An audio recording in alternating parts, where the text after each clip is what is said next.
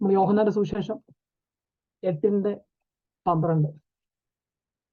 യേശു പിന്നെയും അവരോട് സംസാരിച്ച്, ഞാൻ ലോകത്തിന്റെ വെളിച്ചമാകുന്നു. എന്നെ അനുഗമിക്കുന്നവൻ ഇരുളിൽ നടക്കാതെ ജീവന്റെ വെളിച്ചമുള്ളവനാകും എന്ന് ഉത്തരം പറഞ്ഞു.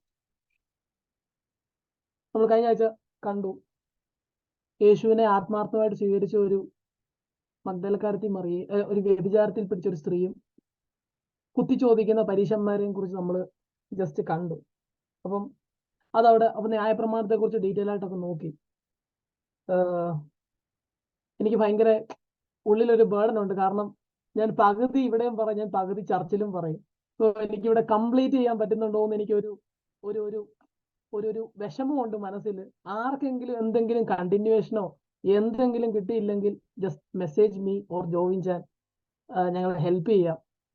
ഓക്കെ, എനിക്ക് ഇവിടെ ക്ലാരിറ്റി കിട്ടുമെന്ന് തോന്നാത്ത കാര്യങ്ങൾ ഞാൻ ചർച്ചിൽ ക്ലാരിറ്റി കൊടുക്കുന്നുണ്ട്. സോ നിങ്ങൾ പകുതി വെച്ച് കേട്ട് പകുതി വെച്ച് മുറിഞ്ഞു പോകരുത്. എന്തെങ്കിലും ക്ലാരിറ്റിയോ എന്തെങ്കിലും വേണമെങ്കിൽ feel free to contact. Okay, അപ്പൊ 8:12.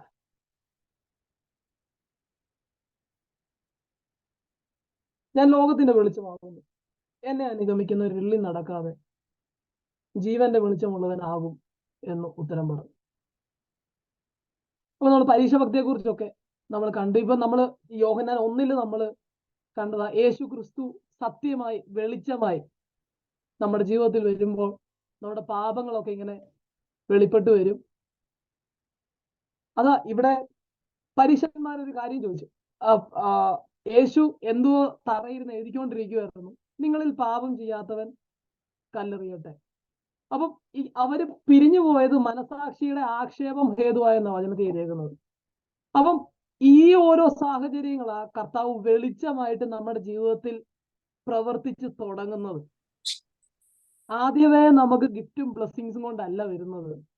കാരണം വിശുദ്ധനായ ദൈവം അശുദ്ധി ഉള്ള സ്ഥലത്ത് വസിക്കത്തില്ല. അതുകൊണ്ട് എന്തെങ്കിലും അശുദ്ധിയോ നമ്മുടെ ജീവിതത്തിൽ ഉണ്ടെങ്കിൽ അവൻ ആദ്യം കൈകാര്യം ചെയ്യുന്നത് നമ്മുടെ പാപ സ്വഭാവത്തെ നമ്മളിൽ നിന്ന് നീക്കുക എന്നൊരു പ്രവൃത്തിയായിരിക്കും. അപ്പം യേശു ക്രിസ്തു വെളിച്ചം ശൗലിന്റെ ജീവിതത്തിൽ, പൗലോസിന്റെ ജീവിതത്തിൽ, ആദ്യം ശൗലിന്റെ ജീവിതത്തിൽ യേശു ഒരു വെളിച്ചം മിന്നുന്ന പോലെ മിന്നി. എന്നിട്ട് കർത്താവ് ഒന്ന് ചോദിച്ചെന്നറിയാം, നീ എന്നെ ഉപദ്രവിക്കുന്നത് എന്ത്? അപ്പൊ ഒരു വെളിച്ചം മിന്നുമ്പോ നമ്മളെയും ക്രിസ്തുവിനെയും വെച്ച് കമ്പയർ ചെയ്യണം. അതാ വെളിച്ചത്തിന്റെ ഗുണം. അതുകൊണ്ട് ദാനിയേലിനൊക്കെ ഈ വെളിച്ചം വെളിപ്പെട്ടപ്പം ദാനിയേൽ 2 കൈയും 2 കാലും തറയെ കുത്തി വീണ് മരിച്ചവനെ പോലെ ആയെന്ന് പറഞ്ഞത്. അപ്പൊ ക്രിസ്തു വെളിച്ചം, സാക്ഷാൽ വെളിച്ചമായിട്ട് വെളിപ്പെടുമ്പം നമ്മുടെ പാപങ്ങള് വെളിപ്പെടും.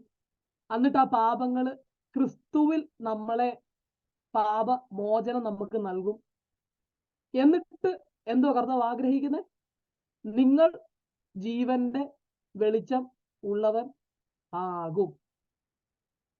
ക്രിസ്തു വെളിച്ചമാണെന്ന് മാത്രമല്ല, ഈ ക്രിസ്തു നമ്മുടെ ഉള്ളിൽ വസിച്ചു കഴിഞ്ഞാൽ നമ്മളിൽ നിന്നും പിന്നെ എന്തോ പുറപ്പെടും?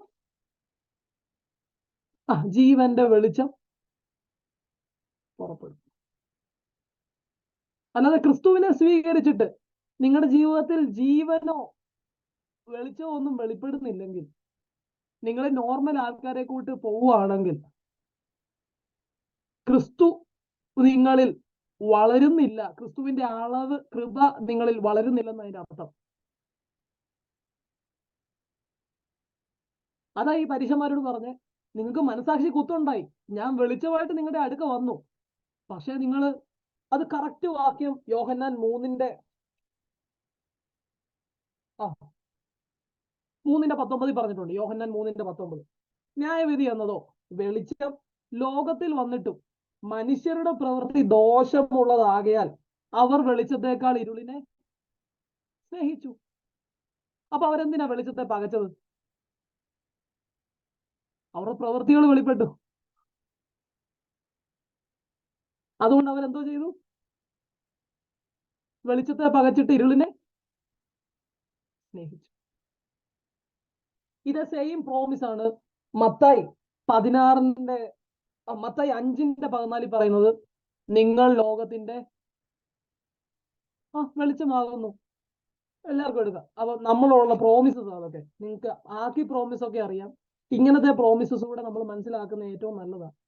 മത്തായി 5:14 നിങ്ങൾ ലോകത്തിന്റെ വെളിച്ചമാകുന്നു, മലമേലിരിക്കുന്ന പട്ടണം മറഞ്ഞിരിക്കുവാൻ പാടില്ല. അപ്പം നമ്മൾ ലോകത്തിന്റെ വെളിച്ചമാകണമെങ്കിൽ നമ്മൾ ആര് വസിക്കണം? ഞാൻ ലോകത്തിന്റെ വെളിച്ചമാണെന്ന് പറഞ്ഞവൻ നമ്മുടെ ഉള്ളിൽ വസിച്ചു കഴിഞ്ഞാൽ നമ്മൾ എന്തോ വെളിച്ചമാവും? ലോകത്തിന്റെ വെളിച്ചമാകും. നമ്മൾ കണ്ണ് കാണാത്തവർക്ക് വഴി കാട്ടുന്നവരാവും. വചനം അറിയാത്ത, വചന വെളിപ്പാടില്ലാത്തവർക്ക് വചനം ശുശ്രൂഷിക്കുന്നവരാവും. ഇതാ വെളിച്ചം കേട്ടോ. ബ്ലോക്കായി കിടക്കുന്നവരെ നമ്മൾ വഴി തെളിച്ച് കാണിക്കും. ഇതൊക്കെ നമ്മുടെ ജീവിതത്തിൽ നമ്മൾ കുരുടൻ വഴി കാട്ടുന്ന പരീശന്മാരോട് കർത്താവ് പറഞ്ഞത്. അപ്പൊ നമ്മൾ ഇപ്പോഴും നമ്മൾ പോകുന്നത് എങ്ങോട്ടാന്ന് നമുക്കൊരു ഉറപ്പില്ല.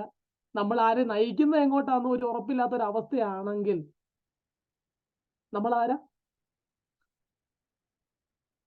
നമുക്ക് നമ്മുടെ അപ്പനെ കുറിച്ചും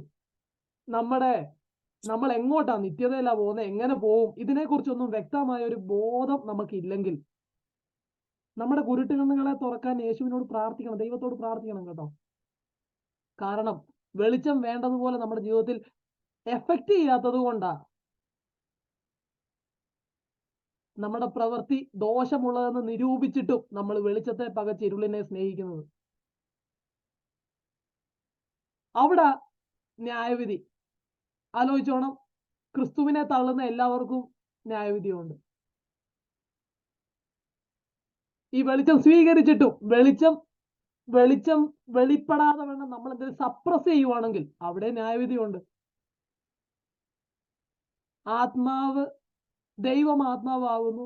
ആത്മാവുള്ളവിടത്ത് സ്വാതന്ത്ര്യം ഉണ്ട്. ദൈവത്തിന്റെ ആത്മാവിന് നിങ്ങളിൽ സ്വാതന്ത്ര്യം കൊടുത്തില്ലെങ്കിൽ പിന്നെ നിങ്ങൾ റിസീവ് ചെയ്തത് എന്തിനാ? ഇത് തന്നെ ഫിലിപ്പിയർ 2:15 പൗലോസ് പറയുന്നത്. ഈ വാക്യമൊക്കെ നിങ്ങൾ എടുക്കുന്നത് നല്ലതാണ്. കാരണം ഇങ്ങനത്തെ വാക്യങ്ങളൊക്കെ നമ്മുടെ മനസ്സിൽ എപ്പോഴും ഉണ്ടാകണം. കാരണം എൻ്റെ ജീവിതത്തിൽ ഞാൻ വചനം വായിച്ചു തുടങ്ങിയ പിന്നെ ദൈവത്തിന്റെ ആത്മാവ് കോൺസ്റ്റന്റ് ആയിട്ട് എന്നോട് സംസാരിക്കാൻ തുടങ്ങി വചനത്തിൽ നിന്ന്. കാരണം എനിക്ക് വചനം അറിയത്തില്ലെങ്കിൽ ദൈവത്തിന്റെ ആത്മാവ് ഭയങ്കര ബുദ്ധിമുട്ടാണ് എന്നോട് സംസാരിക്കാൻ. അപ്പം ഈ വാക്യങ്ങളൊക്കെ നിങ്ങൾക്ക് മനസ്സിലാക്കി ഒന്ന് നോക്കുകയെങ്കിലും ചെയ്തു കഴിഞ്ഞാൽ നിങ്ങൾ അടുത്ത ദിവസം പ്രാർത്ഥിക്കാൻ ഇരിക്കുമ്പോൾ ദൈവത്തിന്റെ ആത്മാവ് നിങ്ങളോട് വചനത്തിലൂടെ ഇടപെടും. ഫിലിപ്പിയർ 2:15 14-15 വക്രതയും കോട്ടവുമുള്ള തലമുറയുടെ നടുവിൽ, അതായത് ഈ ലോകത്തിന്റെ നടുവിൽ നിങ്ങൾ അനിന്യരും പരമാർത്ഥികളും ദൈവത്തിന്റെ നിഷ്കളങ്ക മക്കളും ആകേണ്ടതിന് എല്ലാം പെറുപെറുപ്പും വാദവും കൂടാതെ ചെയ്യുവിൻ. അവരുടെ ഇടയിൽ, ആരുടെ ഇടയിൽ? ഈ ഇരുട്ട് നിറഞ്ഞ ലോകക്കാരുടെ ഇടയിൽ നിങ്ങൾ ജീവന്റെ വചനം പ്രമാണിച്ചുകൊണ്ട് ലോകത്തിൽ ജ്യോതിസുകളെ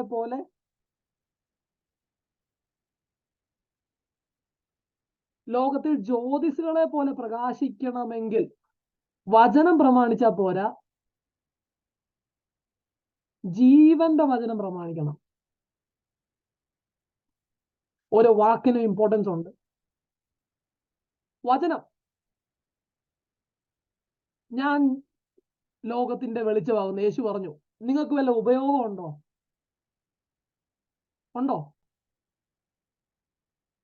ചുമ്മാ ഒരു വചനം, നമുക്ക് വചനങ്ങൾ കാണാൻ അറിയാമല്ലോ. ഞാൻ ജീവന്റെ അപ്പമാകുന്നു, ഞാൻ ജീവന്റെ വെളിച്ചമാകുന്നു, വചനം അറിയാമല്ലോ. ഇത് നമ്മുടെ ജീവനായി വെളിപ്പെടാത്തിടത്തോളം കാലം നമുക്ക് ലോകത്തിൽ ജ്യോതിസുകളെ പോലെ പ്രകാശിക്കാൻ പറ്റുകയില്ല. അത് നിങ്ങൾ ചിന്തിച്ചോണം. കുറെ വചനം തലേ കയറ്റിയാൽ നമ്മൾ അധികം പരീശന്മാരാകും, നമ്മൾ അധികം സത്യത്തെ തടുക്കും, നമ്മൾ അധികം സത്യത്തോട് റിബലാകും. ഈ വരുന്ന ദിവസങ്ങളിലൊക്കെ ദൈവം എന്നെ ആത്മീക പാപങ്ങളൊക്കെ ഇങ്ങനെ കുറെ എക്സ്പോസ് ചെയ്യുന്നുണ്ട്. സോ എനിക്ക് ഈ വചനം അറിയത്തില്ലായിരുന്നെങ്കിൽ ഞാൻ എൻ്റെ പരീക്ഷ ഭക്തി കൊണ്ട് ഞാൻ അതിനെ തടുത്തേനെ. സിമ്പിൾ. അപ്പൊ ജീവന്റെ വചനം പ്രമാണിച്ചാലേ ഈ വചനമൊക്കെ ജീവനും ചൈതന്യം ഉള്ളതാണെന്ന് എബ്രായ ലേഖനത്തിൽ പറയുന്നുണ്ട്. ഈ വചനം ഒന്നും നമ്മുടെ ജീവിതത്തിൽ ജീവനായിട്ട് വെളിപ്പെട്ടില്ലെങ്കിൽ നമുക്ക് ലോകത്തിന്, ഈ അന്ധകാരം പിടിച്ച ലോകത്തിന്റെ നടുവിൽ ജ്യോതിസുകളെ പോലെ പ്രകാശിക്കാൻ പറ്റത്തില്ല.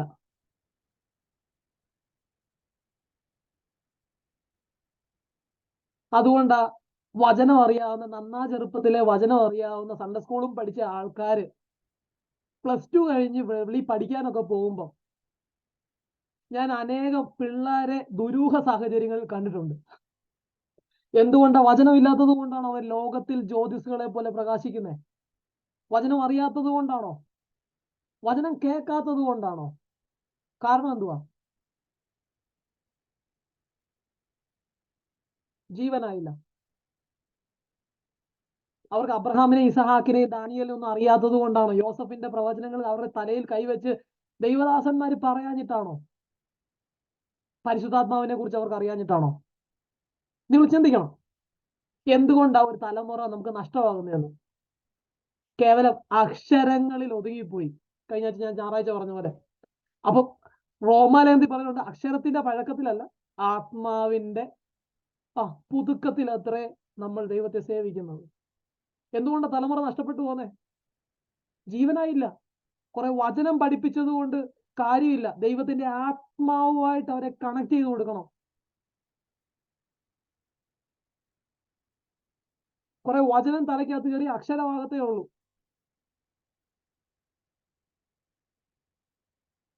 ജീവന്റെ വചനം. ഞാൻ ഈ യോഹന്നാന്റെ ക്ലാസ് ഈ യോഹന്നാൻ സുവിശേഷം എടുക്കുമ്പോൾ എത്ര വട്ടം ജീവന്റെ വചനം എന്ന് പറഞ്ഞാൽ എനിക്ക് തന്നെ ഒരു ഐഡിയ ഇല്ല. എല്ലാ ക്ലാസ്സിലും ഞാൻ പറയും, വചനം ജീവനായിട്ട് വെളിപ്പെട്ടില്ലെങ്കിൽ ഇതൊന്നും ഒരു കാര്യമില്ല. നമുക്ക് ജ്യോതിസുകളെ പോലെ പ്രകാശിക്കാൻ പറ്റത്തില്ല.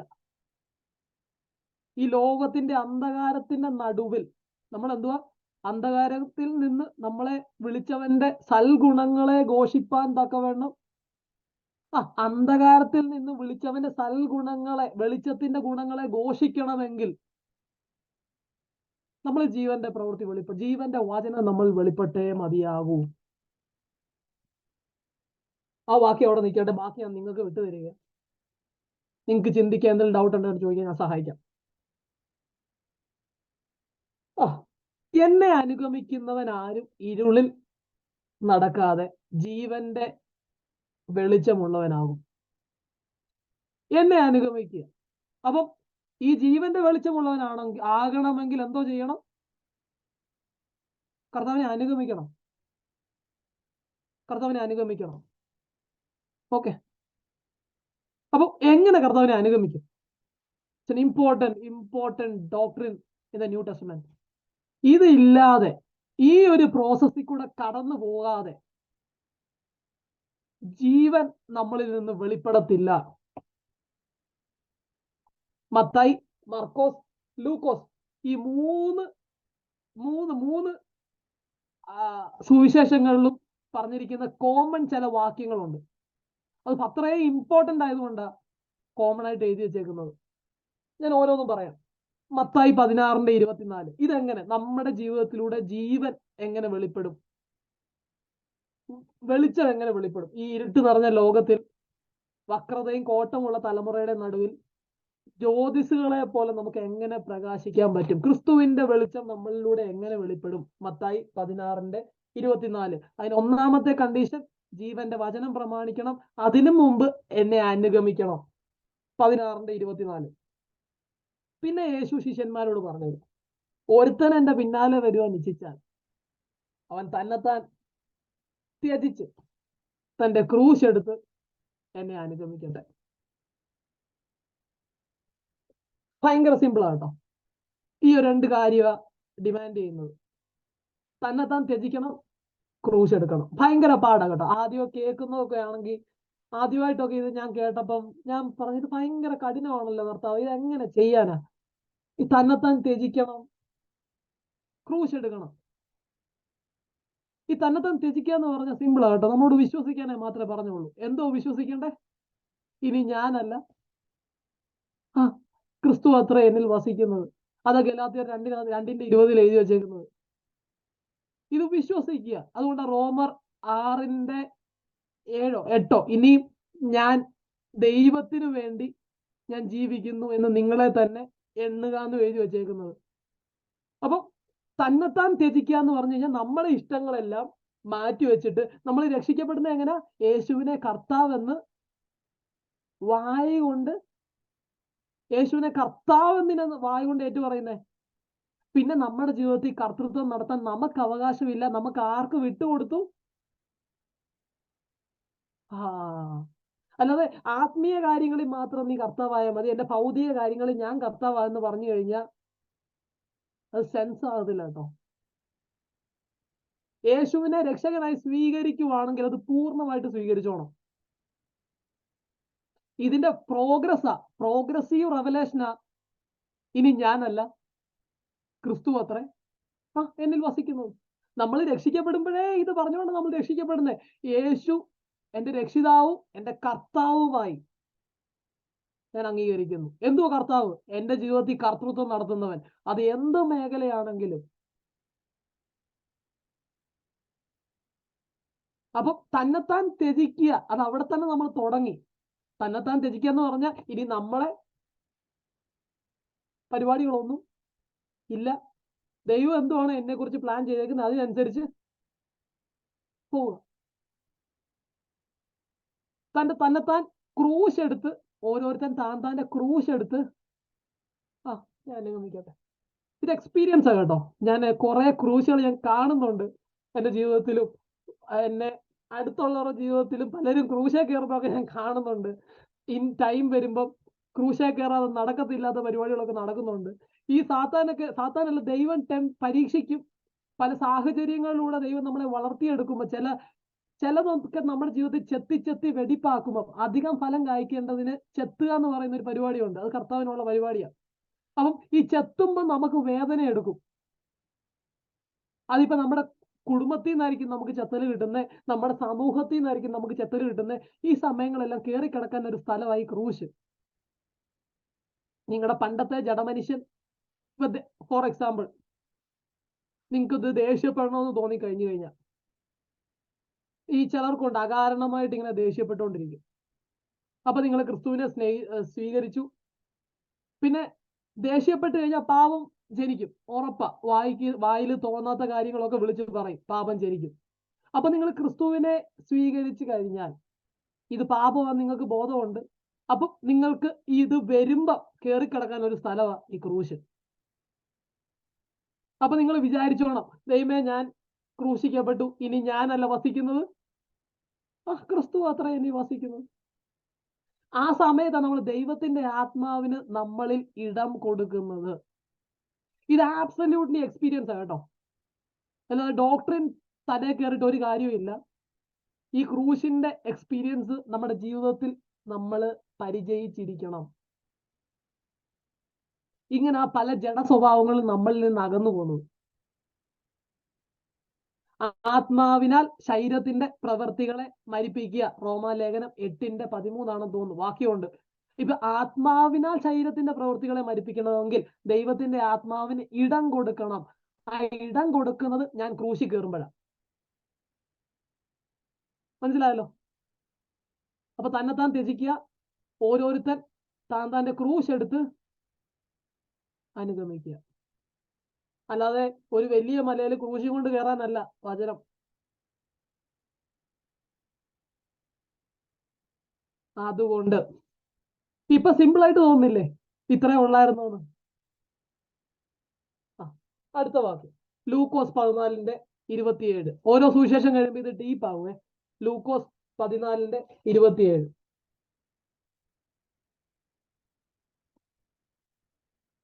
ഈ വാക്യങ്ങളെല്ലാം നമ്മൾ മനസ്സിലാക്കേണ്ട വാക്യങ്ങളാണ്. കാരണം ഇത്രയും ഇമ്പോർട്ടൻസും ഒക്കെ ഉള്ള വാക്യങ്ങൾ നമ്മൾ എപ്പോഴും നമ്മുടെ മനസ്സിൽ കരുതിയിരിക്കണം. കാരണം നമ്മൾ പല ദുരുപദേശങ്ങളിലും നമ്മളെ തെറ്റിച്ച് കളയാവുന്ന ഒരു അവസ്ഥയിലായി പോകരുത്. നമ്മൾ വിശ്വസിക്കുന്ന എന്താണെന്ന് നമുക്കൊരു ഉറപ്പ് വേണം. ലൂക്കോസ് 14:27.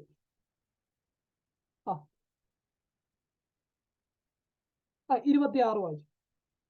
എന്റെ അടുക്കൽ വരികയും അപ്പനെ അമ്മയും ഭാര്യയെയും മക്കളെയും സഹോദരന്മാരെയും സഹോദരിമാരെയും സ്വന്തം ജീവനെയും കൂടെ പകയ്ക്കാതിരിക്കുകയും ചെയ്യുന്നവന് എന്റെ ശിഷ്യരായിരിക്കുവാൻ കഴിയുകയില്ല. തന്റെ ക്രൂശ് എടുത്തുകൊണ്ട് എന്റെ പിന്നാലെ വരാത്തവനും. നമുക്കിത് ഒറ്റ നോട്ടത്തിൽ കാണുമ്പോൾ ഭയങ്കര പാടായിട്ട് തോന്നും കേട്ടോ. സ്വന്തം അപ്പനെ മറക്കണം. മറക്കാന്നല്ല പറഞ്ഞത്, നിങ്ങളുടെ എന്റെയും എൻ്റെ അപ്പന്റെയും റിലേഷൻഷിപ്പിന് ഇടയ്ക്ക് ആര് വേണമെന്നറിയാമോ? ദൈവം വേണം. ഇതേ ആഗ്രഹിച്ചോളൂ. എനിക്ക് എൻ്റെ അപ്പനെ സ്നേഹിക്കുന്നതിന് മാനുഷികമായിട്ട് എനിക്ക് പല തടസ്സങ്ങളും കാണും. ക്രിസ്തു എങ്ങനെ സ്നേഹിക്കാൻ പറഞ്ഞേ? പൂർണ്ണ ഹൃദയത്തോടും പൂർണ്ണ ആത്മാവോടും പൂർണ്ണ ശക്തിയോടും. ഈ ക്രിസ്തു എൻ്റെ ഉള്ളിൽ വസിച്ചു കഴിഞ്ഞാൽ ഞാൻ എങ്ങനെ സ്നേഹിക്കണം മറ്റുള്ളവരെ? പൂർണ്ണ ആത്മാവോടും. അൺകണ്ടീഷണൽ ലവ്, അഗാപ്പെ എന്നിൽ നിന്ന് വെളിപ്പെടണം. അപ്പൊ ക്രിസ്തു എൻ്റെ ഉള്ളിൽ വസിക്കുവാണെങ്കിൽ, ക്രിസ്തു എൻ്റെ കർത്താവാണെങ്കിൽ, ക്രിസ്തുവിന് എന്തെല്ലാം ഗുണങ്ങളുണ്ടോ അതെല്ലാം എന്നിൽ നിന്ന് ഫലങ്ങളായിട്ട് പുറപ്പെടണം. അപ്പൊ പറ, നമ്മൾ സ്നേഹിക്കുന്നതിൽ, നമ്മൾ സഹോദരന്മാരെ സ്നേഹിക്കുന്നതിൽ ക്രിസ്തു ഇടയ്ക്ക് നിൽക്കുന്നത് ലാഭമാണോ നഷ്ടമാണോ? ഇതേ കർത്താവ് പറഞ്ഞോളൂ. കർത്താവ് നമ്മളെ നോക്കിയിട്ടാ പറഞ്ഞത്, എടാ നിനക്ക് സ്നേഹിക്കാൻ ഒരു പരിധിയുണ്ട്, പക്ഷെ അത് എൻ്റെ കണ്ണിന്റെ മുമ്പിൽ നികൃഷ്ടമാണ്. നിന്റെ സ്നേഹമൊക്കെ എൻ്റെ കണ്ണിന്റെ മുമ്പിൽ നികൃഷ്ടമാണ്. നീ സ്നേഹിക്കുന്നത് പല കാര്യങ്ങളും മനസ്സിൽ വെച്ചോണ്ടായിരിക്കും നീ സ്നേഹിക്കുന്നത്. നിനക്ക് ഗുണമില്ലാത്ത ഒരാളെ സ്നേഹിക്കത്തില്ലല്ലോ, നീ അകറ്റി നിർത്തുമല്ലോ. പക്ഷെ ഈ അഗപ്പെ, ക്രിസ്തു എൻ്റെ ഉള്ളിൽ വസിച്ചു കഴിഞ്ഞാൽ നീ ഗുണമില്ലാത്തവനെയും സ്നേഹിക്കും, ഗുണമുള്ളവനെയും. സിമ്പിളായിട്ട് പറഞ്ഞാൽ ഇത്രയേ ഉള്ളൂ. അപ്പൊ നമ്മുടെ ഓരോ കുടുംബ ജീവിതത്തിലാണെങ്കിലും വ്യക്തിപരമായ ജീവിതത്തിലാണെങ്കിലും ഇടയ്ക്ക് ക്രിസ്തു വന്നാൽ നമ്മുടെ പണ്ട് ഒരു കയ്യെ കെട്ടുന്ന ഒരു ബാൻഡ് ഉണ്ടായിരുന്നു, what would Jesus do, WWJD band എന്നാ പറയുന്നത്. അപ്പം അതിന്റെ ഉദ്ദേശം ഇത്രേ ഉള്ളൂ, കയ്യെല്ലാം ബാൻഡ് കാണും. നിങ്ങൾ ബാൻഡ് ഇടണമെന്നല്ല ഞാൻ പറയുന്നത്, കയ്യെല്ലാം ബാൻഡ് കാണും. ഇപ്പം വെളിയിലോട്ടൊക്കെ എന്തുവേലും സാഹചര്യത്തിൽ പോയി കഴിഞ്ഞാൽ ആരെങ്കിലും ഇപ്പൊ ഒരു അടി ഉണ്ടാക്കണം തോന്നിക്കഴിഞ്ഞാൽ ഇവന്റെ അടുത്ത് കയ്യിൽ ഈ ബാൻഡ് നോക്കും, what would Jesus do, Jesus എന്തുമായിരിക്കും ചെയ്യുന്നത്. ഈ ഒരു ബോധം വരുത്താൻ ഈ കയ്യിൽ ഒരു ബാൻഡ് കെട്ടിയിരിക്കുന്നത്. ഒരു ഇൻവിസിബിൾ ബാൻഡ് നമ്മുടെ കയ്യിൽ ഉണ്ടെന്ന് നമ്മൾ വിചാരിക്കുക, വാട്ട് വുഡ് ജീസസ് ഡു. നമ്മളിപ്പം നമ്മളെ ശത്രുവിനെ കണ്ടാലും നമ്മൾ ഈ ബാൻഡിലോട്ട് നോക്കിക്കോണം, യേശു എന്തോ ചെയ്യും? മാറിയൊന്ന് കുറ്റം പറയുമോ? അതോ എന്നെ സ്നേഹിക്കുമോ? ഇതുകൊണ്ടാ നിന്റെ കൂട്ടുകാരനെ, നിന്റെ അയൽക്കാരനെ, നിന്റെ ശത്രുക്കളെയും സ്നേഹിക്കാൻ കർത്താവ് പഠിപ്പിച്ചത്. നമ്മളെ കൊണ്ട് പറ്റത്തില്ല, ക്രിസ്തു നമ്മുടെ ഉള്ളിൽ വസിച്ചാലേ ഇതൊക്കെ നടക്കത്തുള്ളൂ. അടുത്ത വാക്യം 2 കൊരിന്ത്യർ 4:10. 2 കൊരിന്ത്യർ 4:10.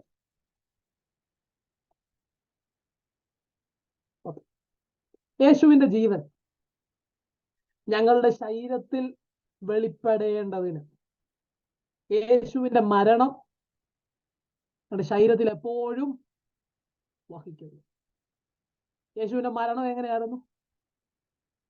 ക്രൂശിലല്ലേ? അതിനോട് നമ്മൾ അനുരൂപപ്പെടുന്നത് എങ്ങനെ? നമ്മളും അവനോട് കൂടെ ക്രൂശിക്കപ്പെട്ടെന്ന് നമ്മൾ വിശ്വസിക്കുന്നു. എന്തിനാ നമ്മൾ അവനോട് കൂടെ ക്രൂശിക്കപ്പെട്ടത്? വാക്യത്തിലുണ്ടല്ലോ, യേശുവിന്റെ ജീവൻ എന്റെ ശരീരത്തിൽ വെളിപ്പെടേണ്ടതിന്. 11 ഞങ്ങളുടെ മർത്യ ശരീരത്തിൽ യേശുവിന്റെ ജീവൻ വെളിപ്പെടേണ്ടതിന് ജീവിച്ചിരിക്കുന്ന ഞങ്ങൾ എല്ലായ്പ്പോഴും യേശു നിമിത്തം മരണത്തിൽ ഏൽപ്പിക്കപ്പെടുന്നു. അപ്പം യേശു നിമിത്തം മരണത്തിന് ഏൽപ്പിക്കപ്പെടണമെങ്കിൽ, ഏൽപ്പിക്കപ്പെട്ടാലേ യേശുവിന്റെ ജീവൻ നമ്മുടെ മർത്യ ശരീരത്തിൽ വെളിപ്പെടുത്തുള്ളൂ. അതുകൊണ്ട് ക്രൂശെ കയറാതെ മർത്യ ശരീരത്തിൽ യേശുവിന്റെ ജീവൻ വെളിപ്പെടുമെന്ന് ആരും ചിന്തിക്കണ്ട. അപ്പോസ്തല ടീച്ചിങ് ഒക്കെ വളരെ ക്ലിയറും ഷാർപ്പുമാണ്. ക്രിസ്തുവിന് വേണ്ടി ഫലം കായ്ക്കണോ? ക്രൂശെ കയറ്, തന്നെത്താൻ ത്യജിക്ക്. ക്രിസ്തുവിന് നീ ജീവിതത്തിൽ അവസരം കൊടുക്ക്, സ്വാതന്ത്ര്യം കൊടുക്ക്. അതിന് നമ്മൾ പല ഇഷ്ടങ്ങളും നമ്മൾ മാറ്റിവെക്കണമെന്ന് വരും. ബട്ട് പൗലോസ് പോലും പറഞ്ഞു അതൊന്നും നഷ്ടമല്ല, ലാഭമാണ്. ലാഭം. അപ്പം ഇങ്ങനെയാ നമ്മൾ വായിച്ച പോലെ യോഹന്നാൻ 8:12 ക്രിസ്തുവിനെ അനുഗമിക്കുന്നവർ ഇങ്ങനെ അനുഗമിക്കണം. ഇങ്ങനെ അനുഗമിക്കുന്നവരാ ഇരുളിൽ നടക്കാതെ ജീവന്റെ വെളിച്ചമുള്ളവൻ ആകുന്നത്. ഇങ്ങനെ നടക്കണം കേട്ടോ. ഇങ്ങനെ അനുഗമിക്കുവാണെങ്കിൽ ഇങ്ങനെ അനുഗമിക്കണം. ഇതാ കർത്താവ് ആഗ്രഹിക്കുന്നത്. നിങ്ങൾ ജീവന്റെ വെളിച്ചം വെളിപ്പെടണോ? നിങ്ങൾ ജീവജലത്തിന്റെ നദി ഒഴുകണോ? നിങ്ങൾക്ക് ജീവന്റെ അപ്പം നിങ്ങൾക്ക് റിയലി നിങ്ങൾ അനുഭവിക്കണോ? ഇങ്ങനെ അനുഗമിക്കണം.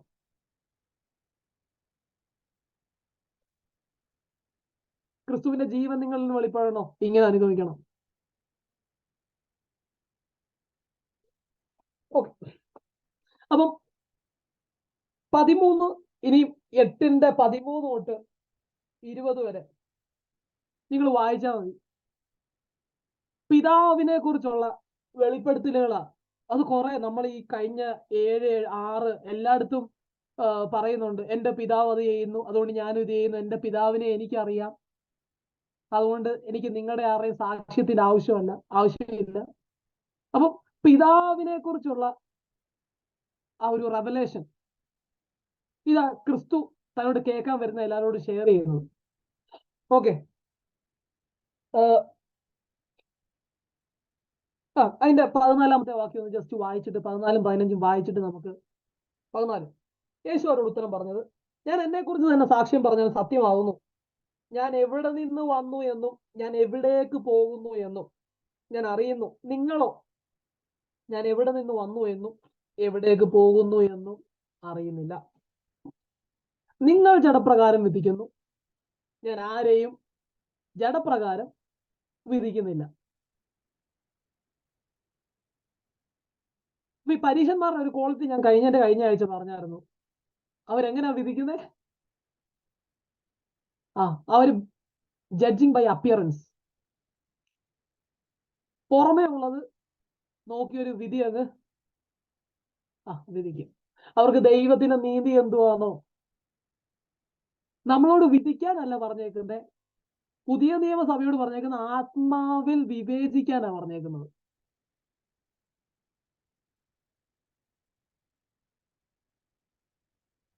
അപ്പൊ പരീക്ഷന്മാർ വിധിച്ചുകൊണ്ടിരിക്കുമ്പോൾ ആത്മാവിൽ നയിക്കപ്പെടുന്നവരെന്തോ ചെയ്യണം? ഡിസേൺ ചെയ്യണം. ഒരു ആത്മാവിന്റെ ഫലമാണ്, ഗിഫ്റ്റാ അത്. ഡിസേണിങ്, ആത്മാക്കളുടെ വിവേചനം. ഞാൻ വാക്യം തരാം. എഫേസ്യൻസ് അല്ല, 1 കൊരിന്ത്യർ 2:15. 1 കൊരിന്ത്യർ 2:15. പരീക്ഷന്മാർ കണ്ണുകൊണ്ട് ജഡ്ജ് ചെയ്യുമ്പോൾ, വിധിക്കുമ്പോൾ ആത്മീകനോ സകലത്തെയും വിവേചിക്കുന്നു, അവൻ ആരാലും വിവേചിക്കപ്പെടുന്നതുമില്ല. എന്ത് കാര്യം വന്നാലും ദൈവത്തിന്റെ ആത്മാവെന്ന ചാനലിലൂടെ കാണാതെ നമ്മുടെ പുറമേ ഉള്ള കണ്ണ് ബൈ അപ്പിയറൻസ് നമ്മൾ ജഡ്ജ് ചെയ്ത് കഴിഞ്ഞാൽ നമ്മൾ ഡേഞ്ചറിൽ അകപ്പെടും. So simple. നമ്മുടെ സഭയിൽ നടക്കുന്ന കാര്യങ്ങളാണെങ്കിലും എന്ത് കാര്യങ്ങളാണെങ്കിലും നമ്മളെ ദൈവാത്മാവ് ആക്കിയിരിക്കുന്ന സാഹചര്യങ്ങളിൽ നമുക്ക് മനസ്സുകൊണ്ട് നമുക്ക് ഇഷ്ടമല്ലാത്ത കാര്യങ്ങൾ നമ്മുടെ കണ്ണുകൊണ്ട് വിധിക്കാൻ നമുക്ക് പ്രമാണമില്ല, ജഡപ്രകാരം വിധിക്കാൻ നമുക്ക് പ്രമാണമില്ല. നമ്മൾ എങ്ങനെ വിധിക്കണം? എങ്ങനെ ഡിസേൺ ചെയ്യണം? ആത്മാവിനാൽ നമ്മൾ വിവേചിക്കണം. അതുകൊണ്ടാ പറഞ്ഞ ആത്മാവിനാൽ നമ്മൾ വിവേചിക്കുമ്പോൾ ഈ ആത്മാവ് വരുമ്പോൾ നിങ്ങളെ സകല സത്യത്തിലും, നമ്മുടെ ബുദ്ധി കൊണ്ട് സകല സത്യത്തിലും വഴി നടക്കാൻ പറ്റത്തില്ല. ദൈവത്തിന്റെ ആത്മാവിനാൽ നമ്മൾ വിവേചിക്കും.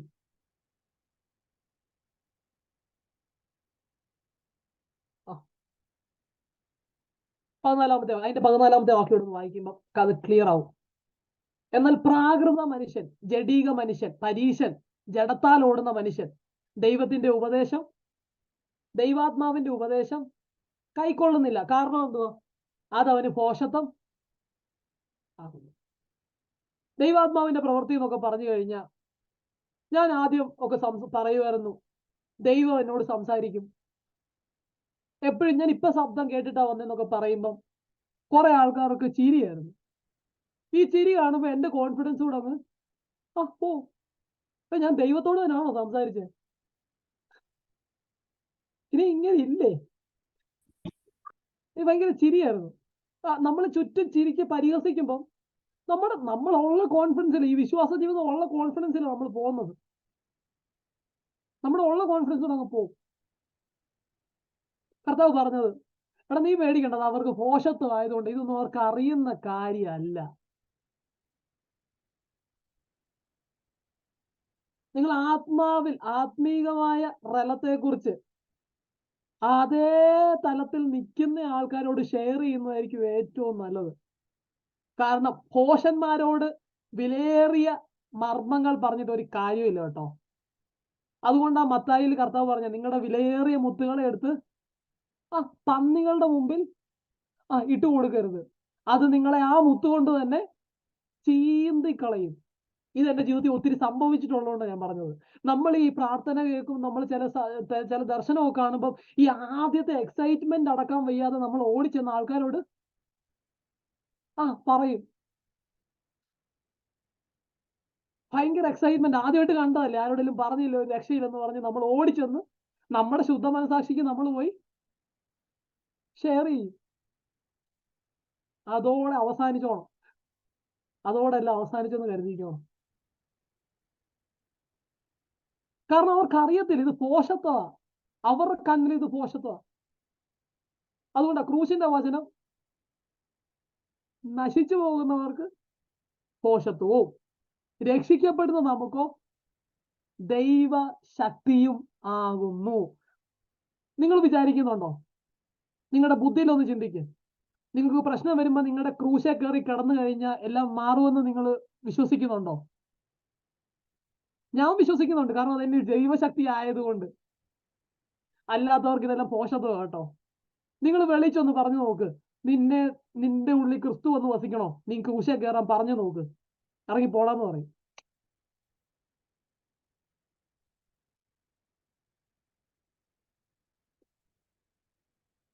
ഞാൻ നാട്ടിലൊരു ചർച്ചിൽ ഈ സെയിം മെസ്സേജ് ഞാൻ എടുത്ത, ക്രൂശിന്റെ വചനം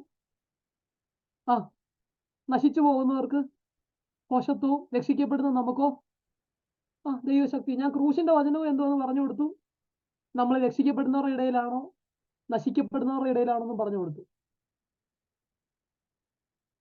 പിന്നെ ദൈവം എന്നെ ആ സഭയുടെ പടി ചവിട്ടാൻ ദൈവം എന്നെ അനുവദിച്ചില്ല. ആർക്കും ഇത് ഇഷ്ടമല്ല, കേൾക്കാൻ ഇഷ്ടമല്ല. കാരണം അവര് മനസ്സുകൊണ്ട് ചിന്തിച്ചു ഇതൊക്കെ നടക്കുന്ന കാര്യമാണ്, ക്രൂശ കയറാനൊക്കെ ഇവൻ എന്നെ പറയുന്നത്, ഇവൻ എന്നാ വയസ്സുണ്ട്, അതായത് ഏറ്റവും വലിയ ബാരിയർ ഞാൻ അനുഭവിച്ച ഇതാ, ഇവനൊക്കെ എന്നാ പ്രായമുണ്ട്, ഇന്നങ്ങാണ്ട് പൊട്ടി മുളച്ച് വന്നതാ, ഇവന് പറയാൻ എങ്ങനെ? ഞാൻ കേട്ടിട്ടുള്ളതുകൊണ്ടാ പറയുന്നത്.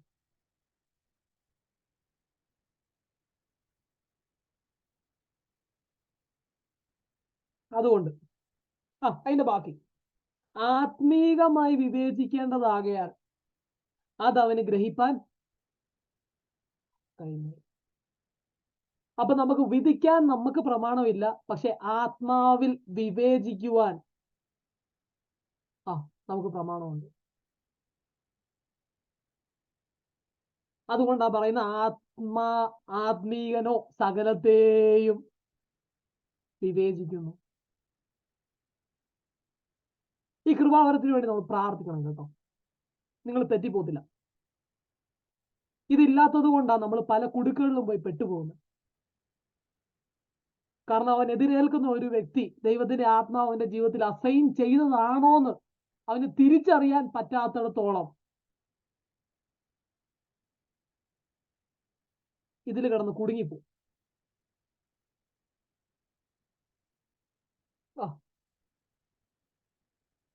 അതവിടെ നിൽക്കട്ടെ. അപ്പം 13 തൊട്ട് 20 വരെ വാക്യം പിതാവിനെ കുറിച്ചുള്ള അറിവ് അത് നിങ്ങൾ വായിച്ചാൽ മതി. അതിനൊരു ഇന്റർപ്രിട്ടേഷന്റെ ആവശ്യമൊന്നുമില്ല. പിതാവിനെ കുറിച്ചുള്ള ഒരു അറിവ്, അത് ഗോഡ് ഹെഡ്, പിതാവ്, പുത്ര, പരിശുദ്ധാത്മാവ്, ട്രിനിറ്റി, ട്രയൂണിറ്റി, ഇതിനെക്കുറിച്ചൊരു അറിവ്, പിതാവ് ആരാണ്, പുത്രൻ ആരാണ്, ഇതാ കർത്താവ് ആഗ്രഹിക്കുന്നത്. ഓക്കെ, നിങ്ങൾ അറിയുന്നില്ല കാരണം നിങ്ങൾ കണ്ണുകൊണ്ട് പുറമേ വിധിക്കുന്നവരാ. നിങ്ങൾക്ക് വിവേചിക്കേണ്ടതും ആത്മാവിന് സഹായം ഇല്ലാത്തത് കൊണ്ട് നിങ്ങൾക്ക് ഞാൻ ആരാണെന്നോ എൻ്റെ പിതാവ് ആരാണെന്നോ നിങ്ങളോട് പറഞ്ഞിട്ട് ഒരു കാര്യവും ഇല്ല. അതുകൊണ്ട് പിതാവിനെ കുറിച്ച് എന്തിനും മുമ്പേ എഫേസ്യ സഭയോട് പറയുന്നതാ, എന്തിനും മുമ്പേ അതൊന്ന് വാക്യം ഒന്ന് എടുക്കാവോ? എഫേസ്യൻസ് ചാപ്റ്റർ 1:17 ആ വാക്യം ഒന്ന് വായിക്കുമ്പോഴത്തേക്ക് പൗലോസ് പോലും അത്രയും കാര്യമായിട്ട് എംഫസൈസ് ചെയ്ത ഒരു കാര്യമാണ്.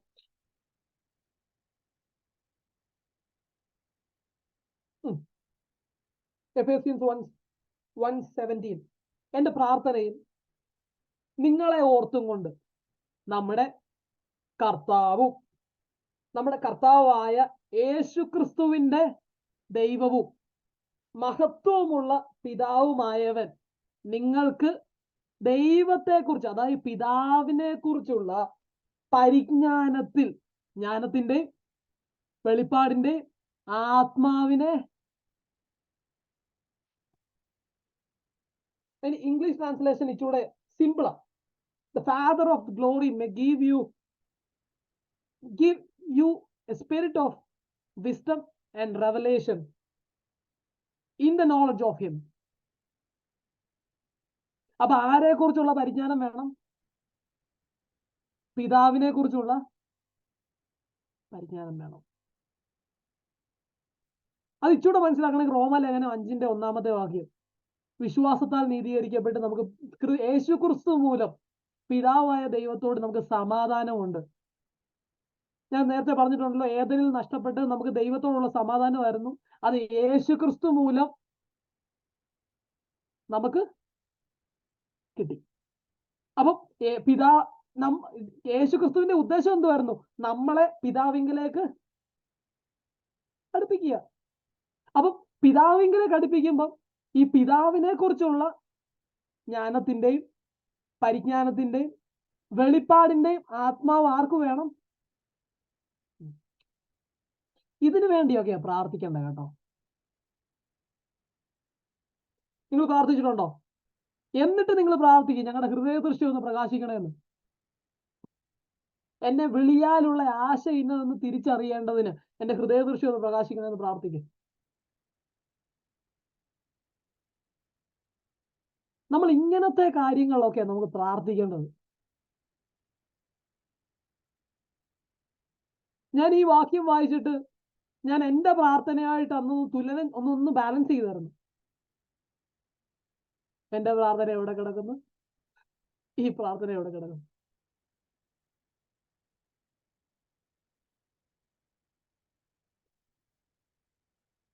ക്രിസ്തു ആഗ്രഹിക്കുന്നതും അതാ. അതിനാ തന്റെ ആത്മാവിനെ നമ്മുടെ ഉള്ളിൽ ആക്കി വെച്ചിരിക്കുന്നത്.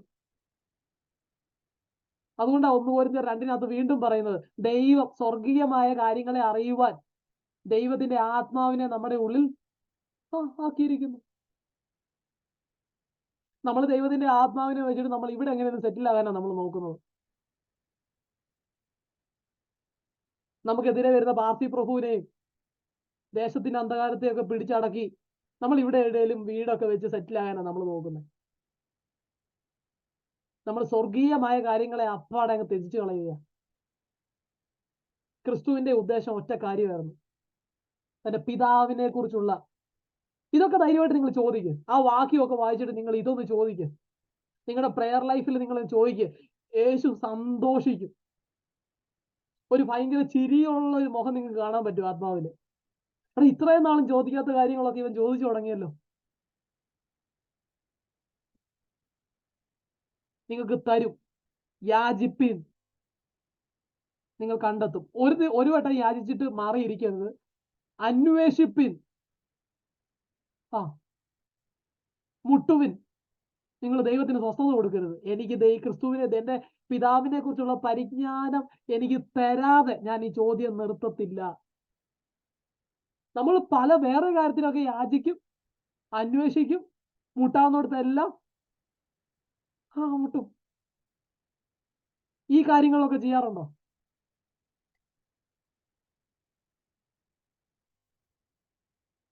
ചെയ്യാറുണ്ടോ?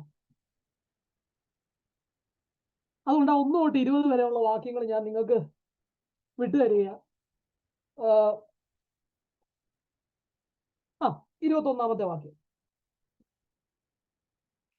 ഒരു കാര്യം നിങ്ങൾ ആലോചിച്ചോണം. നിങ്ങൾ എത്രത്തോളം ക്രിസ്തു വചനം പറയുന്നു അത്രത്തോളം അവരെ എക്സ്പോസ് ചെയ്യുക. കാരണം വെളിച്ചം അവരുടെ ജീവിതത്തിൽ വെളിപ്പെട്ടുകൊണ്ടിരിക്കുന്നത്. അവര് ഇതുവരെ ആചരിച്ചു വന്ന ന്യായപ്രമാണങ്ങളെല്ലാം ക്രിസ്തുവിന്റെ എതിരെന്നല്ല, അത് ഫുൾഫിൽ ചെയ്യാൻ പറ്റുന്നില്ല. ഇത് എത്രത്തോളം കേൾക്കുന്നോ ഇവര് സമർപ്പിക്കാതെ ഇവരുടെ ഉള്ളിൽ ഒറ്റ ഉദ്ദേശമുള്ളൂ, ഇവനെ തക്കം കിട്ടിയാൽ കൊല്ലണം. കാരണം വെളിച്ചത്തെ പകച്ച് ഇരുളിനെ സ്നേഹിക്കുന്നവർ, ഇരുളിന്റെ പ്രവൃത്തികളെ അധികം സ്നേഹിക്കുന്നവർ ഈ ചിന്തയെ മനസ്സിൽ വരത്തുള്ളൂ. ഇവനെ എപ്പ ഒതുക്കത്തിൽ കിട്ടിയാലും ഇവനെ തട്ടണം.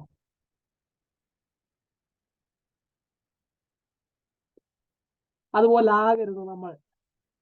അതുപോലെ ആകരുത്.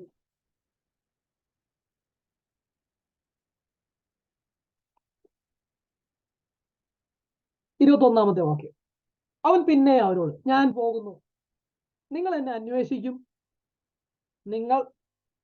നിങ്ങളുടെ പാപത്തിൽ നിങ്ങൾ മരിക്കും. ഞാൻ പോകുന്ന ഇടത്തേക്ക് നിങ്ങൾക്ക് വരുവാൻ.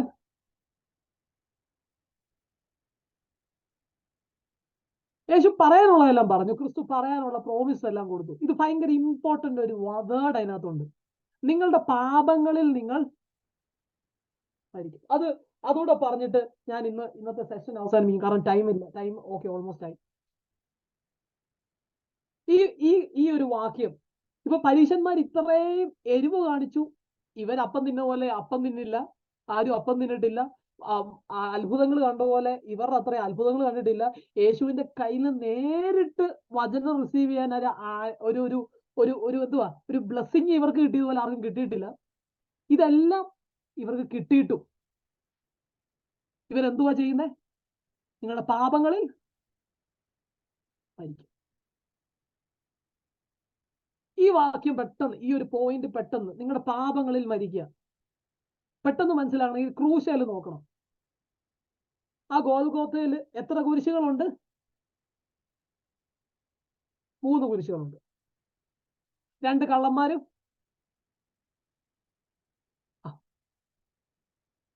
നമുക്ക് ചിന്തിക്കാം. ഒന്ന് ക്രിസ്തു, ഒന്ന് മാനസാന്തരപ്പെട്ട കള്ളൻ, ഒന്ന് മാനസാന്തരപ്പെടാത്ത കള്ളൻ. ഈ മാനസാന്തരപ്പെടാത്ത കള്ളൻ പാപങ്ങളിൽ ഡൈഡ് ഇൻ സിൻ. കാരണം അവൻ വിശ്വസിച്ച് രക്ഷിക്കപ്പെടാത്തത് കൊണ്ട് അവൻ ഇത്രയും ചെയ്ത പാപങ്ങളിൽ അവൻ മരിച്ചു. ദൈവമോ, ക്രിസ്തുവോ ഡൈഡ് ഫോർ സിൻ. വചനം തരാം. ഗലാത്യർ 1:3-4 വചനം തരാം. ഗലാത്യർ 1:3-4. പിതാവായ ദൈവത്തിൽ നിന്ന് നമ്മുടെ ദൈവവും പിതാവുമായ ഇഷ്ടപ്രകാരം ഇപ്പോഴത്തെ ദുഷ്ടലോകത്തിൽ നിന്ന് നമ്മെ വിടുവിക്കേണ്ടതിന് നമ്മുടെ പാപങ്ങൾ നിമിത്തം തന്നെത്താൻ ഏൽപ്പിച്ചു കൊടുത്തവനായി. അതായത് who gave himself for our sins. അപ്പൊ ക്രിസ്തു മരിച്ചത് എന്തിനാ? കാൽവറിയില് ഡൈഡ് ഫോർ സിൻ. മാനസാന്തരപ്പെടാത്ത പാപി എങ്ങനെയാ മരിക്കുന്നേ? Died in sin. മാനസാന്തരപ്പെട്ട കള്ളനോ?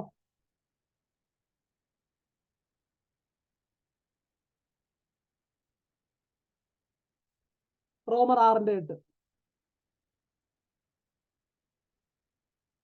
ഈ ടെർമിനോളജീസ് മറക്കരുത്. നമ്മൾ ഇങ്ങനത്തെ ടെർമിനോളജീസ് കേൾക്കുമ്പോൾ വചനത്തിൽ നിന്നുള്ള ടെർമിനോളജീസ് കേൾക്കുമ്പോൾ നമ്മൾ ഏത് കാറ്റഗറി ആണെന്ന് നമ്മൾ എപ്പോഴും ചിന്തിച്ചോണം. റോമർ 6:8.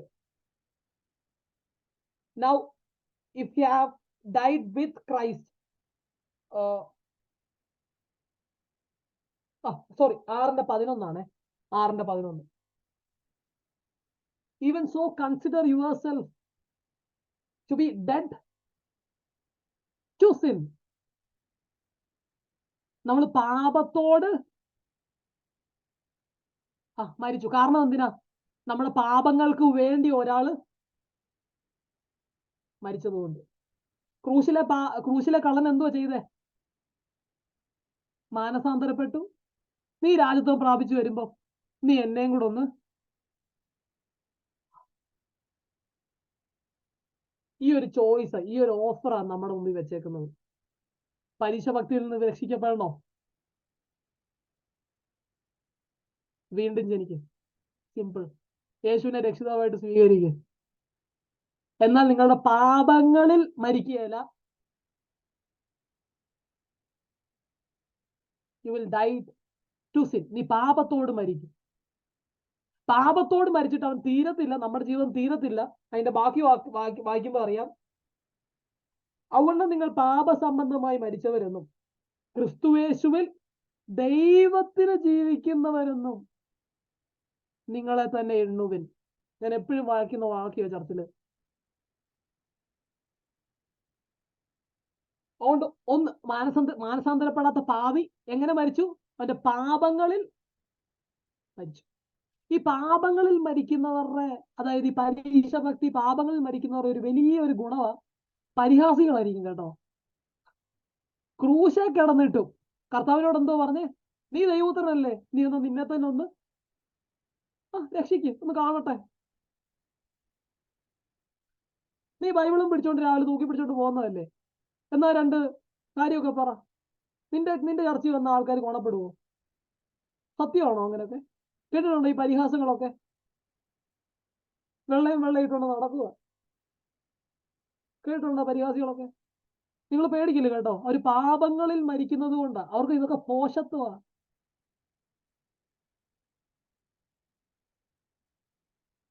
എന്തിനാണ് നിങ്ങൾ കൈ കൊട്ടുന്നത്? അല്ലാതെ അത് ആരാധിച്ചാ പോരെ?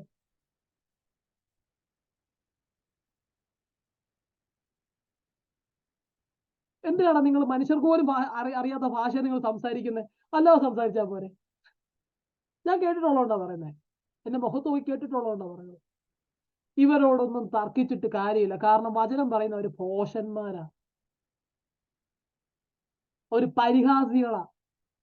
അവർക്ക് ഇത് മാത്രമേ അറിയത്തുള്ളൂ. അതുകൊണ്ടാണ് കർത്താവ് ഉള്ള വചനം എല്ലാം പറയുമ്പോഴും ഇവർ തിരിച്ചെന്തോ പറഞ്ഞേ? നിനക്കൊരു ഭൂതം ഉണ്ട്. ഇവർക്ക് പരിഹസിക്കാനേ അറിയത്തുള്ളൂ. നിങ്ങൾ പേടിക്കേണ്ട. ഒരു വാക്യമുണ്ട്, പിതാവ് കൃപ നൽകിയിട്ടല്ലാതെ പുത്രന്റെ അടുക്കലേക്ക് ആരും അടുത്ത് വരുന്നില്ല. യോഹന്നാൻ 6 കിടപ്പുണ്ട്. അതുകൊണ്ട് നമ്മൾ ഓരോരുത്തരും നമ്മൾ വിചാരിച്ചോണം, നമുക്ക് ദൈവം കൃപ തന്നതുകൊണ്ടാ നമുക്കിതൊന്നും പോഷത്വം അല്ലാതിരിക്കുന്നത്.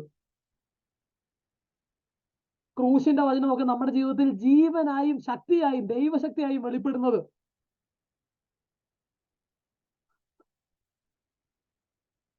പിതാവ് നമ്മളെ സ്നേഹിച്ചിട്ട്, അതുകൊണ്ടാ പറഞ്ഞേ ലോകസ്ഥാപനത്തിന് മുമ്പേ നമ്മെ സ്നേഹിച്ച മഹാസ്നേഹം.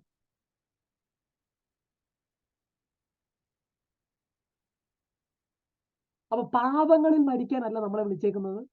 ക്രിസ്തു പാപങ്ങൾക്ക് വേണ്ടി മരിച്ചത് കൊണ്ട് നമ്മൾ പാപത്തോട് മരിച്ചിട്ട് ദൈവത്തിന് വേണ്ടി ജീവിക്കാനാണ് നമ്മളെ തെരഞ്ഞെടുത്തേക്കുന്നത്. അപ്പൊ നിങ്ങൾ ഓരോ നിമിഷവും ചിന്തിച്ചോണം, നമ്മൾ ഓരോ നിമിഷവും ദൈവത്തിന് വേണ്ടിയാണോ ജീവിക്കുന്നത്? ക്രിസ്തുയേശുവിലുള്ള വിശ്വാസത്താൽ നമ്മൾ ദൈവത്തിന് വേണ്ടിയാണോ ജീവിക്കുന്നത്? അങ്ങനെ നമ്മൾ നമ്മളെ തന്നെ എണ്ണുന്നുണ്ടോ? നമ്മൾ ചിന്തിച്ചോണം.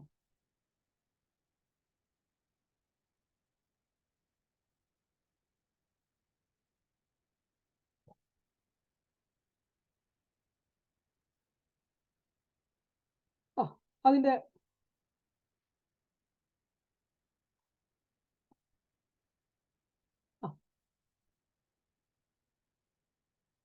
അതിന്റെ 23-ാമത്തെ വാക്യം.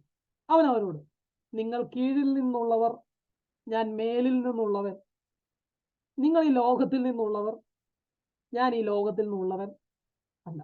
ആകയാൽ നിങ്ങളുടെ പാപങ്ങളിൽ നിങ്ങൾ മരിക്കുമെന്ന് ഞാൻ നിങ്ങളോട് പറഞ്ഞു.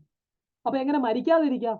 ഞാൻ അങ്ങനെയുള്ളവനെന്ന് വിശ്വസിക്കാതിരുന്നാൽ നിങ്ങൾ നിങ്ങളുടെ പാപങ്ങളിൽ മരിക്കും. എങ്ങനെയുള്ളവനെന്ന് വിശ്വസിക്കാതിരുന്നാൽ, അപ്പൊ എങ്ങനെയുള്ളവനെന്ന് വിശ്വസിക്കണം? അവൻ മേലിൽ നിന്നുള്ളവനാണെന്ന് വിശ്വസിക്കണം. അതായത് 1 യോഹന്നാൻ, അത് ഇച്ചിരി കൺഫേം ആക്കി തരാം. 1 യോഹന്നാൻ 4. പ്രിയമുള്ളവരെ, കള്ളപ്രവാചകന്മാർ പലരും ലോകത്തിലേക്ക് പുറപ്പെട്ടു വരികയാൽ ഏത് ആത്മാവിനെയും വിശ്വസിക്കാത്ത ആത്മാക്കൾ ദൈവത്തിൽ നിന്നുള്ളവയോ എന്ന് ശോധന ചെയ്തു. ദൈവത്തിന്റെ ആത്മാവിനെ ഇതിനാൽ അറിയാം. 1 യോഹന്നാൻ 4:2. യേശു ക്രിസ്തു ജഡത്തിൽ വന്നു എന്ന് സ്വീകരിക്കുന്ന ആ ആത്മാവൊക്കെയും ദൈവത്തിൽ നിന്ന് ഉള്ളത്. അപ്പൊ ജഡത്തിൽ, ഉയരത്തിൽ നിന്ന് ജഡത്തിൽ വേഷമെടുത്ത് നമ്മുടെ പാപങ്ങൾക്ക് വേണ്ടി മരിക്കാൻ ഭൂമിയിൽ വന്നു എന്ന് സ്വീകരിക്കാത്ത ഏതാത്മാവും ദൈവത്തിന്റെ ആത്മാവ് അല്ല. യേശുവിനെ സ്വീകരിക്കാത്ത യാതൊരു ആത്മാവും ദൈവത്തിൽ നിന്നുള്ളതല്ല. അത് എതിർ ക്രിസ്തുവിന്റെ, നമ്മൾ ഈ പരിഹസിക്കുമ്പോഴും നമ്മൾ കളിയാക്കുന്നതും ആത്മീയ കാര്യങ്ങളെ വിവേചിക്കാതെ കണ്ണുകൊണ്ട് വിധിക്കുമ്പോഴും നമ്മൾ ആലോചിച്ചോണം നമ്മളിൽ വ്യാപരിക്കുന്നത് ഏത്.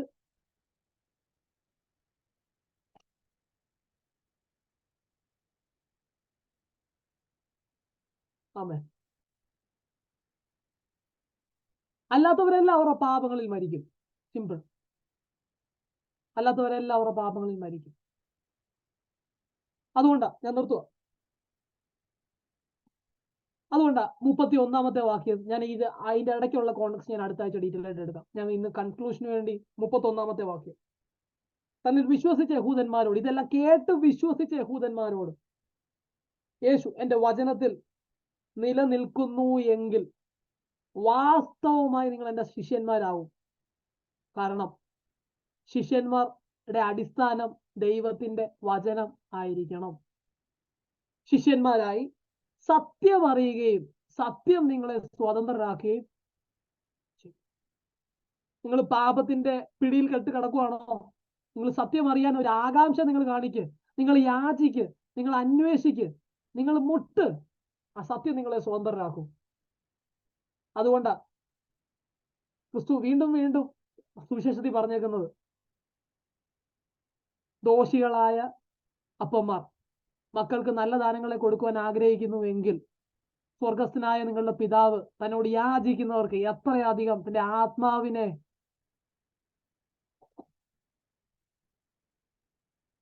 ചോദിക്കാമോ?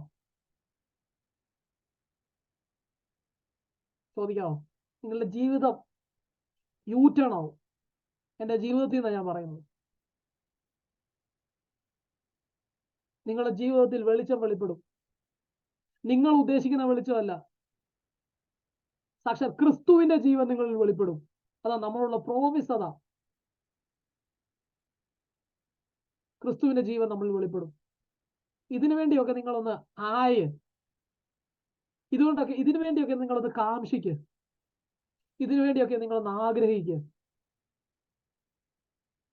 അല്ലാതെ നോർമൽ ക്രിസ്ത്യൻ ലൈഫ് ജീവിച്ചു പോയി കഴിഞ്ഞാൽ കല്ലറ കൊണ്ട് അവസാനിക്കും.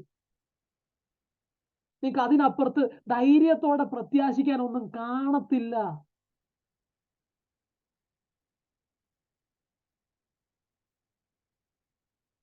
ക്രിസ്തുവിന്റെ ജീവൻ നിങ്ങൾ വെളിപ്പെടണം.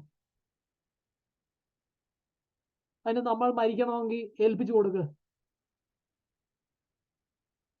പിതാവിനെ കുറിച്ചുള്ള പരിജ്ഞാനം നമുക്ക് വെളിപ്പെടണമെങ്കിൽ ഏൽപ്പിച്ചു കൊടുക്കുക. എന്ന് ചോദിക്ക്, കർത്താവേ അങ്ങയുടെ വെളിപ്പാടിന്റെ ജ്ഞാനത്തിന്റെ ആത്മാവിനെ എന്നിലൊന്ന് പകരണേ, എനിക്ക് അങ്ങനെ ഒന്ന് അറിയണം.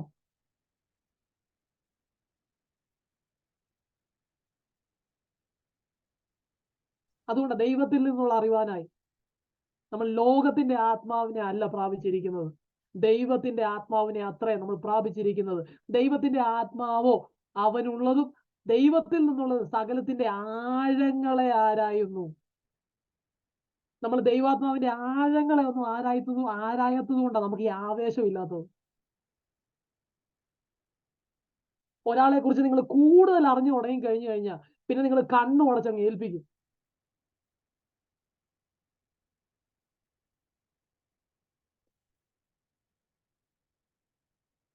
ഇതിനപ്പുറം ഒരു പ്രോമിസ് ഇല്ല കേട്ടോ.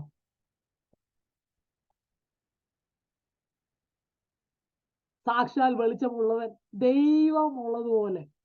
ക്രിസ്തുവിൽ എങ്ങനെ വെളിച്ചമുണ്ടായിരുന്നു? ഈ ലോകത്തിൽ അവൻ ജീവിച്ചപ്പോ ക്രിസ്തുവിൽ എങ്ങനെ വെളിച്ചമുണ്ടായിരുന്നോ ആ വെളിച്ചം നമ്മുടെ ഉള്ളിൽ നിന്ന്, നമ്മുടെ ജീവിതത്തിൽ നിന്ന് വെളിപ്പെടണം.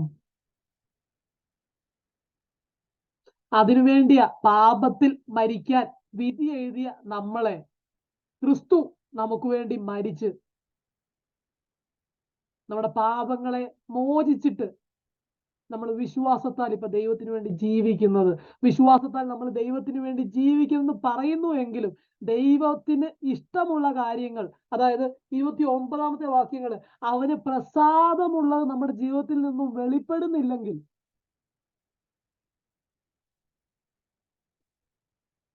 അവന് പ്രസാദമുള്ളത് നമ്മുടെ ജീവിതത്തിൽ ഒന്നും വെളിപ്പെടാത്തത് കൊണ്ടാണ് നമ്മൾ പലപ്പോഴും അനാഥന്മാരെ പോലെ നമ്മൾ ആകുന്നത്. ദൈവമേ നീ എന്നെ വിട്ടിട്ട് പോയോ ചോദിക്കാറില്ലേ നമ്മള്? ദൈവം നീ എന്നെ കാണുന്നില്ലേ ചോദിക്കാറില്ലേ? വേറെ ഒരു ചോദ്യം കൂടെ ഞാൻ ചോദിക്കാം. ദൈവത്തിന് പ്രസാദമുള്ളതെങ്കിലും നമ്മുടെ ജീവിതത്തിൽ ഉണ്ടോ?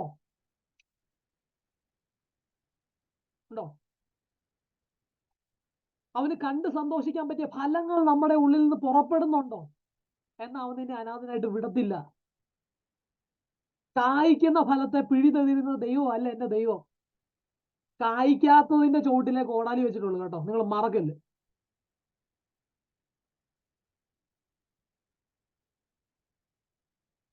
അതുകൊണ്ടാണ് പറയുന്നത് മത്തായിയുടെ സുവിശേഷം അവസാനം പറയുന്നുണ്ട്, ഞാനോ ലോകാവസാനത്തോളം നിങ്ങളോട് കൂടെ ഇരിക്കും. എന്തിനാ കൂടെ ഇരിക്കുന്നേ? അതിന് മുമ്പുള്ള പ്രവൃത്തികൾ ചെയ്യാൻ വേണ്ടി. നിങ്ങൾ വായിച്ചാൽ മതി മത്തായി 28ന്റെ ലാസ്റ്റ് വാക്യങ്ങൾ. ദൈവത്തിന് ഹിതമുള്ള പ്രവൃത്തികളാണോ നമ്മുടെ ജീവിതത്തിൽ വെളിപ്പെട്ടു വരുന്നത്? നമ്മളെ അവൻ ഒരിക്കലും അനാഥനായിട്ട് വിടത്തില്ല. That's A promise. അവനിൽ വിശ്വസിക്കുന്ന ഒരുത്തനും ലജ്ജിച്ച് പോകത്തില്ല. കാരണം ഞാൻ അവനെ എന്റെ കർത്താവായിട്ടാ സ്വീകരിച്ച്, അല്ലാതെ ആവശ്യക്കാരനായിട്ടല്ല.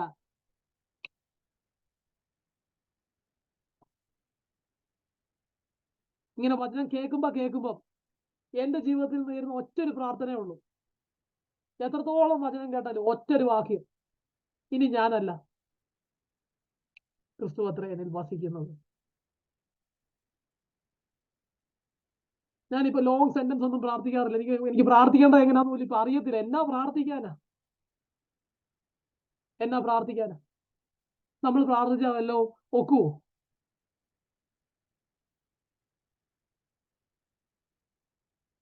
അതുകൊണ്ട് ഒറ്റ കാര്യം, കർത്താവേ അധികം ഫലം കായ്ക്കേണ്ടതിന് എന്നെ ഒന്ന് ചെത്തി വെടിപ്പാക്കണേ. അധികം ഫലം കായ്ക്കാൻ. ചില ചെത്തലൊക്കെ വരുമ്പോൾ നിങ്ങൾ പേടിക്കല്, അധികം ഫലം കായ്ക്കാനാ.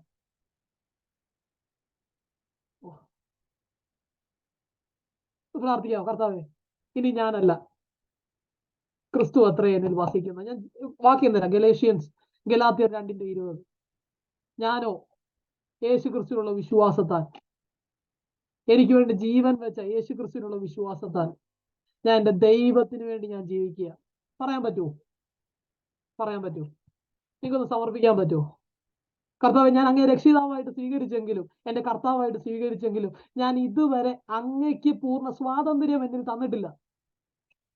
ഈ സമയം ഞാൻ സമർപ്പിക്കുക. അപ്പ ഇനി ഞാനല്ല, let you reside in me, let you dwell in me. എന്നിൽ വസിക്കും. അങ്ങനെയുള്ളവരോടാ ദൈവത്തിന്റെ ആലോചന, ദൈവത്തിന്റെ വചനം പറയുന്നത്, എന്നിൽ വസിക്കാതെ നിങ്ങൾക്കൊന്നും ചെയ്യാൻ കഴിയുകയല്ല. കൊമ്പിന് മുന്തിരിവള്ളിയിൽ വസിച്ചിട്ടല്ലാതെ സ്വയമേ കായ്ക്കാൻ കഴിയാത്തതുപോലെ എന്നിൽ വസിക്കാതെ നിങ്ങൾക്കൊന്നും.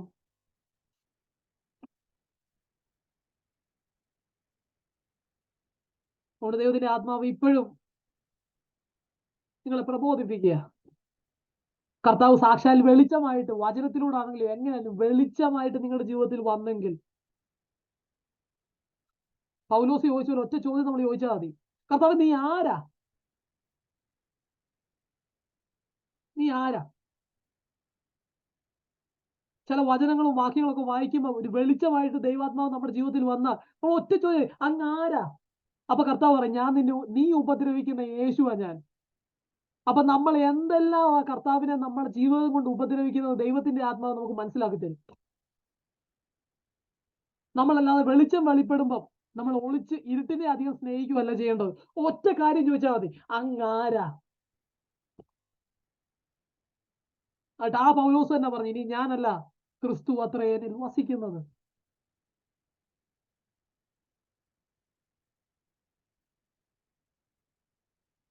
അതുകൊണ്ട് യോഹന്നാൻ സ്നാപകൻ പോലും പറഞ്ഞ്, മരുഭൂമിയിൽ വിളിച്ചു പറയുന്നവന്റെ ശബ്ദമാവിത്. അവന്റെ ബുദ്ധിക്കകത്തൊന്നും അല്ലേ ഒന്ന് വന്നത്, ശബ്ദമാന്നേ ഉള്ളൂ പറഞ്ഞത്. ബാക്കിയെല്ലാം ദൈവത്തിന്റെ ആത്മാവാ ചെയ്യുന്നത്. He doesn't have any authority over himself. ഇതിനു വേണ്ടിയാ നമ്മളെയും ഓരോരുത്തരെയും ക്രിസ്തുവിൽ ആക്കിയിരിക്കുന്നത്. ഇതിനു വേണ്ടിയാ കർത്താവ് ക്രൂശിൽ മരിക്കുന്നത്. മറക്കരുത്, കേവലം നമ്മുടെ പാപങ്ങളെ മോചിക്കാൻ മാത്രമല്ല. ഒന്നാമത്തെ ആദാം ജീവനുള്ള ദേഹിയായി തീർന്നു. ഒടുക്കത്തെ ആദാമോ ജീവിപ്പിക്കുന്ന ആത്മാവായി. ഈ ജീവിപ്പിക്കുന്ന ആത്മാവ് നമ്മുടെ ഉള്ളിൽ ജീവനായിട്ട് വെളിപ്പെട്ടില്ലെങ്കിൽ നമ്മുടെ പാപം മോചിച്ചുകൊണ്ട് മാത്രം കാര്യമില്ല, നമ്മുടെ മേൽ കൃപ അത്യന്തം വർദ്ധിക്കത്തില്ല. അതുകൊണ്ട് ദൈവത്തിന്റെ ആത്മാവിനെ നിങ്ങൾ റിസീവ് ചെയ്തിട്ടില്ലെങ്കിൽ, സ്വീകരിക്കാത്തവരുണ്ടെങ്കിൽ നിങ്ങളൊന്ന് കരഞ്ഞൊന്ന് പ്രാർത്ഥിക്കാവോ, അപ്പാ എനിക്ക് അങ്ങയുടെ ആത്മാവിനെ എനിക്ക് വേണം. പ്രാർത്ഥിക്കാനാണോ നിങ്ങൾക്ക് വിഷയങ്ങളില്ലാത്ത? ഞാൻ തരാം. നിങ്ങൾ പേഴ്സണലി വിളിച്ച് ചോദിച്ചാൽ മതി, ഞാൻ തരാം. നിങ്ങൾ നോർത്ത് ഇന്ത്യയ്ക്കും ആഗോള സുവിശേഷീകരണത്തിനും ഒക്കെ പ്രാർത്ഥിക്കുന്നതിന് മുമ്പ് നിങ്ങളുടെ പാത്രം നിങ്ങൾ ആദ്യം നേട്. എനിക്ക് അതേ ആദ്യം പറയാനുള്ളൂ. നിങ്ങൾ ഈ നോർത്ത് ഇന്ത്യയും ആഗോള സുവിശേഷീകരണം എല്ലാത്തിനും പ്രാർത്ഥിച്ചിട്ട് നിങ്ങൾ സ്വർഗത്തിൽ ഇല്ലെങ്കിൽ എന്തോ ഗുണം? നിങ്ങളുടെ ജീവിതത്തിൽ നിങ്ങൾ ക്രിസ്തുവിന് സ്പേസ് കൊടുക്കുക. ക്രിസ്തുവിന്റെ ജീവൻ നിങ്ങൾ വെളിപ്പെട്ടെന്ന് ഉറപ്പുണ്ടെങ്കിൽ നിങ്ങൾ പ്രാർത്ഥിക്കുക. ദൈവത്തിന്റെ ആത്മാവ് നിങ്ങളിൽ ബർഡൻ തരും. നീ ഇന്ന വിഷയത്തിന് വേണ്ടി പ്രാർത്ഥിക്കുക. അല്ലാതെ എത്ര പ്രാർത്ഥിച്ചിട്ട് ഒരു കാര്യവുമില്ല. അതുകൊണ്ട് നിങ്ങൾ അധികം ആൾക്കാരെ നേടിയില്ലല്ലോ, നിങ്ങൾ നിങ്ങളുടെ സ്വന്തം പാത്രത്തെ നേടിക്കൊള്ളാൻ പൗലോസ് പറഞ്ഞത്.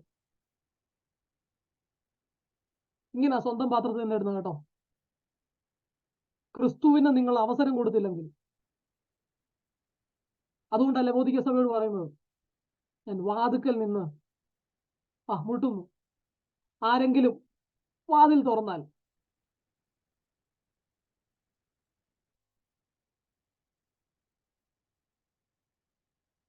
അതുകൊണ്ട് പഴയ നിയമത്തിൽ പറയുന്നത്, ആത്മാവ് സദാകാലവും ഒരു മനുഷ്യനിൽ വാദിച്ചുകൊണ്ട് ഇരിക്കുകയല്ല.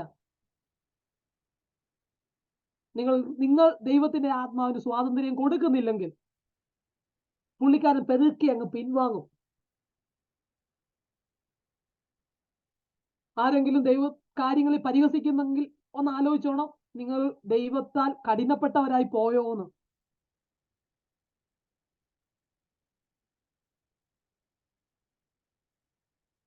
അതുകൊണ്ട്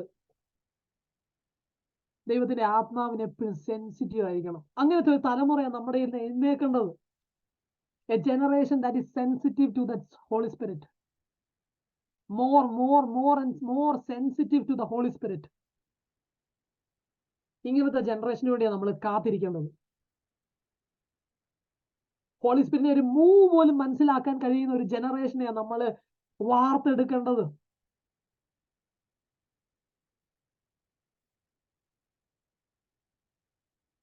അതുകൊണ്ട് നമ്മളെ പാപങ്ങളിൽ മരിക്കാനല്ല നമ്മളെ വിളിച്ചേക്കുന്നത്, നമ്മൾ ദൈവത്തിന് വേണ്ടി ജീവിക്കാനാ നമ്മളെ വിളിച്ചേക്കുന്നത്. ഈ വെളിപ്പാട് നിങ്ങൾ മറന്നുപോകല്ലേ. നിങ്ങൾ ഒരു മാസം, ഒരാഴ്ചയോ 2 ആഴ്ചയോ നിങ്ങളൊന്ന് ട്രൈ ചെയ്യും. നിങ്ങൾ ഇങ്ങനെ പ്രാർത്ഥിച്ചിട്ടൊന്ന് ട്രൈ ചെയ്യും. ഇനി ഞാനല്ല, ക്രിസ്തു അത്രേ എന്നിൽ വസിക്കുന്നതെന്ന്. നിങ്ങളുടെ ജീവിതത്തിൽ ഇതുവരെ അനുഭവിക്കാത്ത സന്തോഷവും ആത്മാവിന്റെ വളർച്ചയും നിങ്ങൾ അനുഭവിക്കും. ഈ വചനങ്ങളാൽ ദൈവം നമ്മളെ സഹായിക്കട്ടെ. ആമേൻ.